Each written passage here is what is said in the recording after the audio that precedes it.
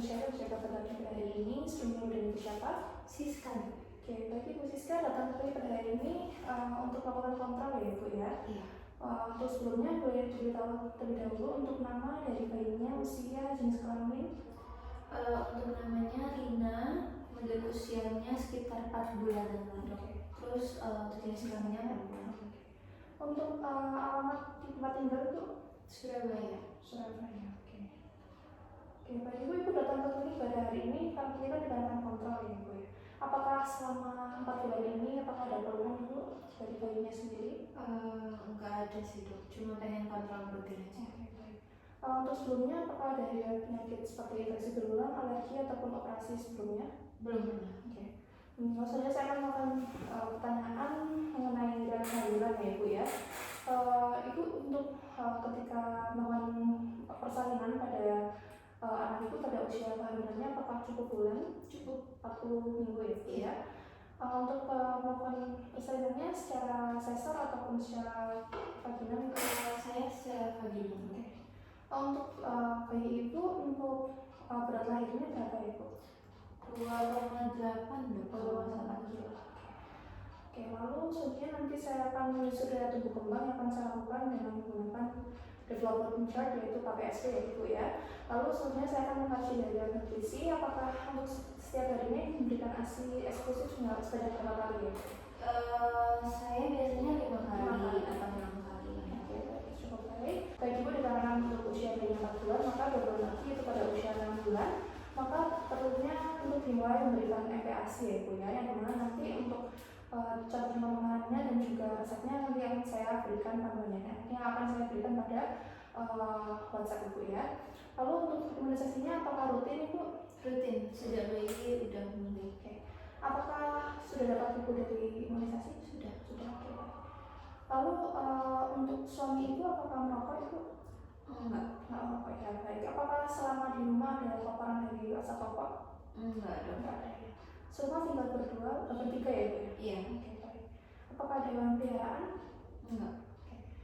Untuk sanitasi di rumahnya apakah bersih? Bersih. Oke, untuk ventilasi udara cukup baik ya. Baik Ibu, dikarenakan untuk analisis awal telah selesai, maka sebenarnya saya akan melakukan pemeriksaan fisik pada bayi Ibu ya. Nanti saya izin untuk memeriksa bayi Ibu. Apakah Ibu bersedia? Boleh. Baik, setelah melakukan analisis awal kepada ibu bayi dan juga melakukan cuci tangan makan, maka selanjutnya saya akan melakukan pemeriksaan fisik pada bayi. Dan di sini pertama saya akan melakukan pemeriksaan tanda vital, yang pertama saya akan mengukur suhu tubuh yang dapat dilakukan pada aksil atau rektal. Kondisi ya Dek. Baik, untuk suhunya yaitu 37 derajat Celcius yang berada dalam batas normal. Lalu selanjutnya saya akan menghitung frekuensi denyut jantung dengan menggunakan stetoskop selama 1 menit penuh.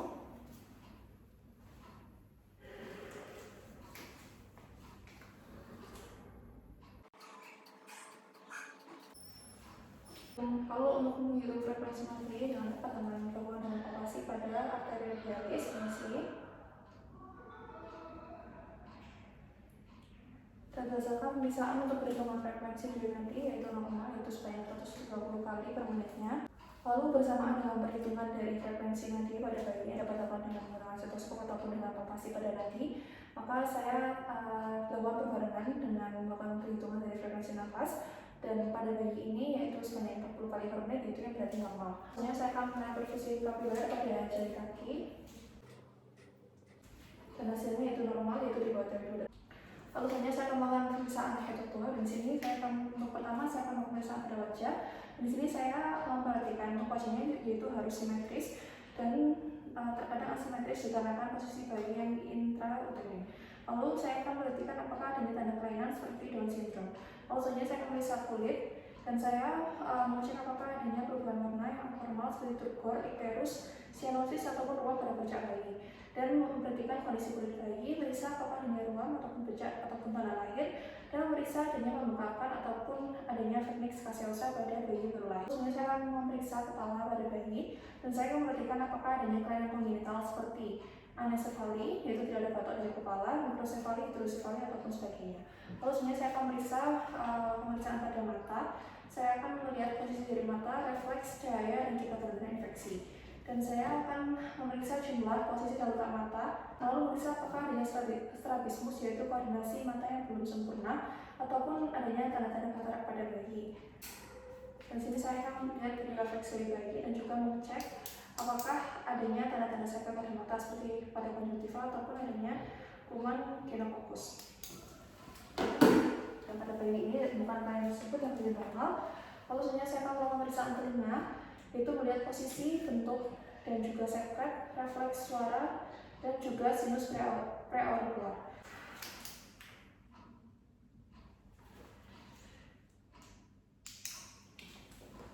Lalu saya akan memeriksa hidung, yaitu saya mengidentifikasi apakah adanya patensi sekret atresia coana, pernapasan cuping hidung, ataupun defisit dari septum. Dan di sini bayi harus bernapas dengan hidung, jika melalui mulut harus diperhatikan. Kemungkinan adanya obstruksi jalan nafas karena atresia coana bilateral, yaitu karena kongenital karena tertutupnya satu ataupun kedua posterior tulang hidung, dan juga ataupun adanya fraktur tulang hidung.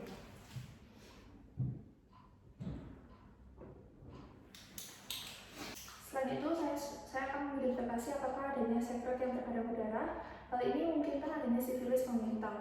Dan saya akan memperhatikan apakah adanya pernafasan cuping hidung. Jika adanya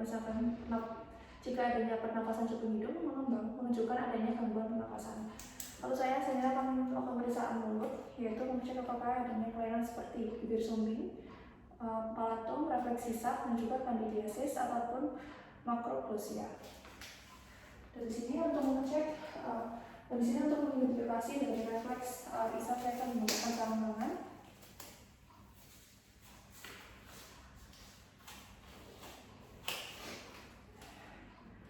Pada bayi ini yaitu refleks sisanya baik dan juga tidak ditemukan adanya makroglosia.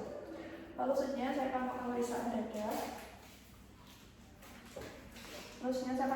dada. Yaitu dengan inspeksi, perkusi, palpasi, dan juga auskultasi, mengidentifikasi apakah adanya ekspansi dari paru, bunyi napas, ketambahan, ataupun bising jantung.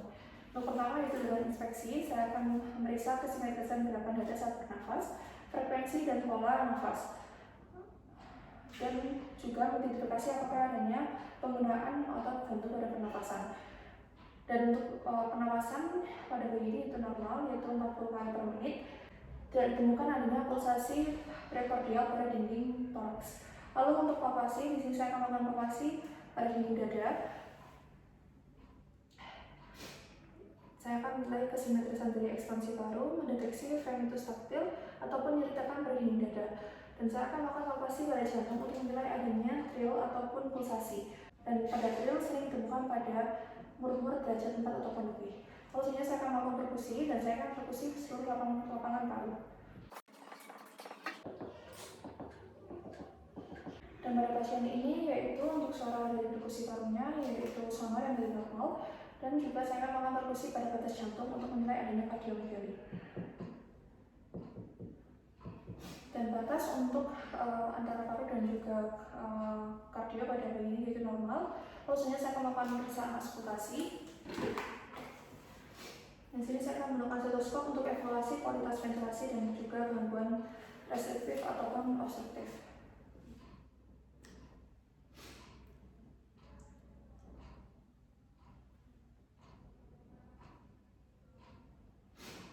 Lalu selanjutnya saya akan melakukan pemeriksaan pada bunyi jantung pada 5 titik utama. Untuk pertama pada katup aorta, lalu katup pulmonal, katup trikuspid, dan juga katup mitral.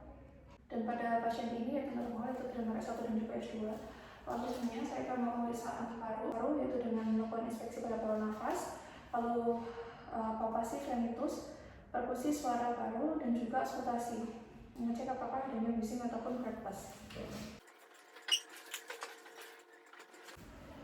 Dan pada pasien ini yaitu keseluruhannya dalam batas normal, tidak ditemukan adanya bising ataupun breathless. Lalu selanjutnya saya akan melakukan pemeriksaan jantung, yaitu melakukan inspeksi pada impuls prekordial, palpasi trill, perkusi batas jantung, dan juga auskultasi murmur.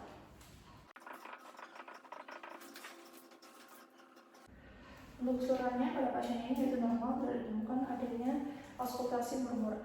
Lalu selanjutnya saya akan melakukan pemeriksaan abdomen, yaitu inspeksi distensi, auskultasi bising usus, perkusi massa, dan juga palpasi hepar dan juga lian. Untuk pertama inspeksi yaitu meriksa bentuk dari abdomen.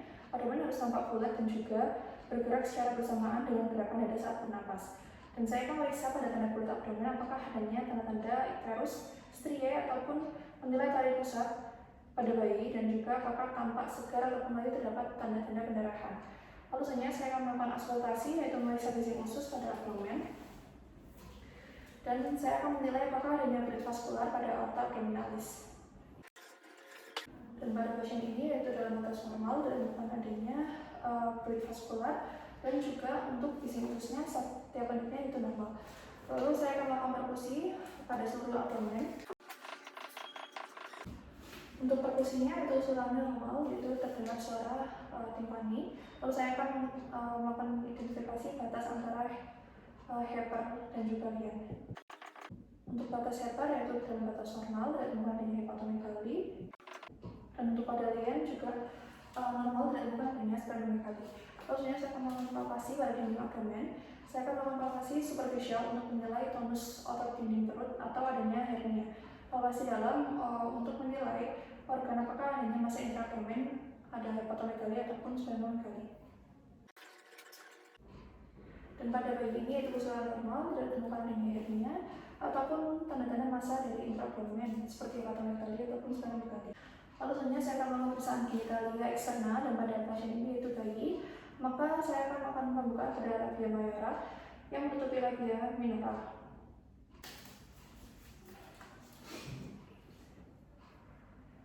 Di sini saya akan melihat apakah adanya sekret yang berdarah pada vagina. Dan pada pasien ini bukan disebut yang berarti dalam batas normal. Lalu selanjutnya saya akan melakukan pemeriksaan anus. Dan saya akan memeriksa apakah adanya kelainan seperti atresia ani. Lalu umumnya mekanik secara umum keluar pada 24 jam pertama. Jika sampai 40 jam belum keluar, kemudian adanya meconium flux syndrome ataupun PHCON ataupun obstruksi saluran pencernaan. Lalu selanjutnya saya akan memeriksa tulang belakang. Di sini saya akan melakukan pemeriksaan spina dengan cara memiringkan bayi, dan juga palpasi saya akan mencari tanda-tanda abnormalitas seperti spina bifida, membengkakan, lesung ataupun bercak kecil berambut yang dapat menunjukkan adanya abnormalitas. Lalu selanjutnya saya akan melakukan pemeriksaan ekstremitas. Untuk pertama saya akan melakukan pemeriksaan kesimetrisan dari tungkai dan juga kaki. Lalu memeriksa panjang kedua kaki dengan meluruskan keduanya dan membandingkan. Kedua tungkai kaki harus dapat bergerak bebas. Apabila terdapat kekurangan pada bergerak bebas, maka dapat berkaitan dengan adanya trauma, misalnya fraktur, kerusakan, ataupun kerusakan neurologis. Lalu saya akan periksa adanya polidaktil ataupun sindaktil pada jari kaki. Baik, untuk pemeriksaan fisik pada bayi telah selesai. Lalu selanjutnya saya akan melakukan pelaporan dan juga diskusi pada ibu dari bayi.